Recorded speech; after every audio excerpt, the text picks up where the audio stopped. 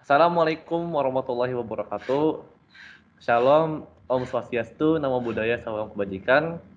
Di sini kami dari kelompok yang mengerjakan soal nomor 2 akan menjelaskan secara rinci dan mendetail terkait dengan soal nomor 2 yang akan kita paparkan. Sebelumnya izin memperkenalkan diri, saya Bian Jawal Saladin, absen 9. Saya Bagas Samega Rosyada, absen 7. Saya Iksan Prana Putra, absen 18. Saya Raden Muhammad Afzal, absen 27. Nama saya Yeskiel, absen 35. Di sini kita akan mengerjakan soal nomor 2 yang berbunyi, gelombang berdiri dapat dikatakan disebabkan oleh interferensi pada ruang, sedangkan pelayangan dapat dikatakan disebabkan karena interferensi pada waktu. Nah, jelaskan. Jadi yang pertama, saya akan menjelaskan apa itu gelombang berdiri. Gelombang berdiri terjadi karena interferensi dua gelombang bunyi yang memiliki frekuensi yang sama dan juga amplitudo yang sama. Dalam interferensi gelombang bunyi tersebut, terjadi penguatan dan pelemahan bunyi.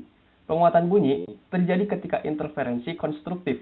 Dalam interferensi konstruktif, dua gelombang bertemu saat kedua puncak gelombang bertemu atau sefase. Dalam interferensi konstruktif, selisih jarak yang ditempuh oleh kedua gelombang dirumuskan sebagai delta S sama dengan S1P dikurangi S2P sama dengan N dikali lambda. Dengan N adalah anggota bilangan bulat seperti 0, 1, 2, 3, dan seterusnya. Pelemahan bunyi terjadi ketika interferensi destruktif.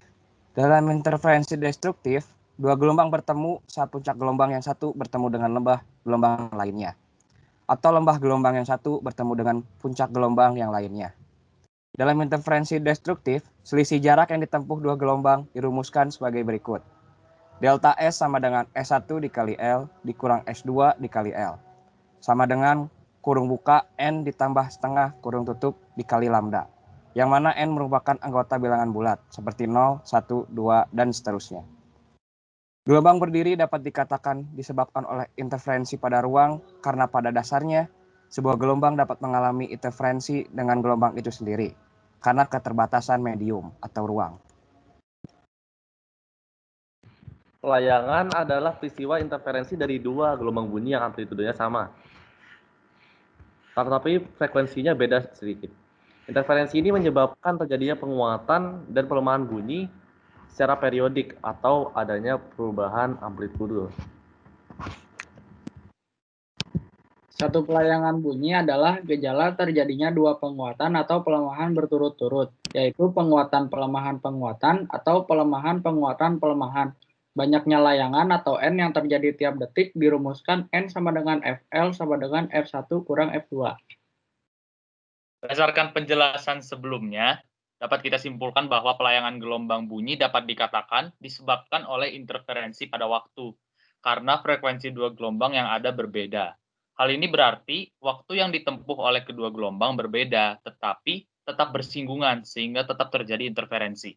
Oleh karena itu, pelayangan dapat dikatakan sebagai fenomena yang disebabkan oleh interferensi pada waktu.